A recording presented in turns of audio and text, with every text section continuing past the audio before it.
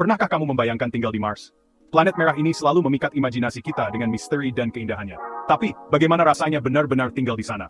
Planet merah ini punya tantangan besar, tapi juga peluang luar biasa.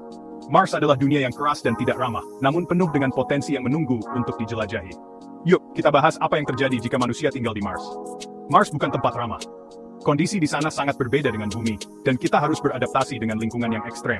Atmosfernya 95% karbon dioksida, suhunya minus 63 derajat Celcius, dan radiasi sangat tinggi. Kita tidak bisa bernapas di luar tanpa bantuan teknologi canggih.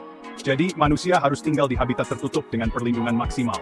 Habitat ini harus melindungi kita dari radiasi dan menjaga suhu tetap stabil. Bayangkan tinggal di dalam kubah seperti ini, dengan oksigen buatan dan suhu yang dikontrol. Ini akan menjadi rumah kita yang baru, tempat kita bisa hidup dan bekerja dengan aman. Sumber daya seperti air bisa diambil dari es bawah tanah, sementara listrik dihasilkan dari panel surya. Makanan, ini adalah tantangan besar lainnya. Dibudidayakan di dalam ruangan, menggunakan teknologi hidroponik. Kita harus menciptakan sistem pertanian yang efisien untuk memastikan pasokan makanan yang cukup. Jadi, manusia di Mars harus mandiri, mulai dari air, makanan, hingga energi. Kita harus belajar untuk hidup dengan sumber daya yang terbatas, dan mengelola semuanya dengan bijak. Gravitasi Mars hanya 38% dari gravitasi bumi. Ini berarti kita akan merasa lebih ringan, tapi juga menghadapi tantangan baru. Ini bisa menyebabkan otot dan tulang melemah. Solusinya, kita harus berolahraga secara rutin untuk menjaga kesehatan fisik. Berolahraga rutin di habitat dengan gravitasi buatan.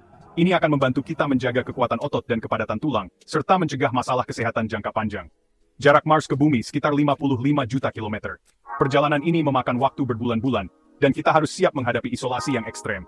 Komunikasi bisa tertunda hingga 20 menit sekali jalan, jadi hidup di sana akan terasa sangat terisolasi.